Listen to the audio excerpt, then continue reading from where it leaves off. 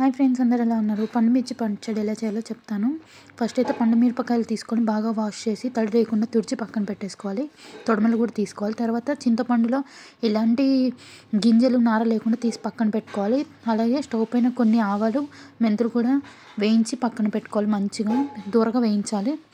తర్వాత ఈ మిరపకాయలని మొత్తం కట్ చేసుకోవాలి. చిన్న చిన్న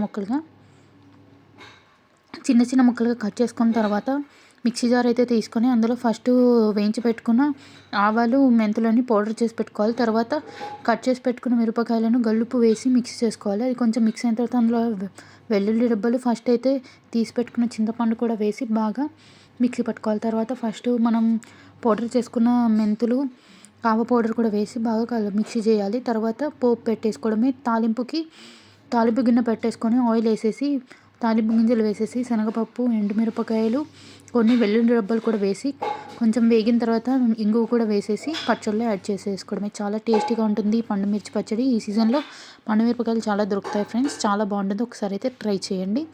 చాలా బాగుంటుంది. దీన్ని కొర్రి పచ్చడి అని కూడా అంటారు చాలా వరకు ఊర్లలో. ఇలా అయితే ట్రై చేయండి, చాలా బాగుంటాయి. నేనైతే అరకిలో పండు మిరపకాయలు తీసుకున్నాను. దానికి 100 to 120 grams చింతపండు అయితే చాలా టేస్టీగా ఉంటుంది.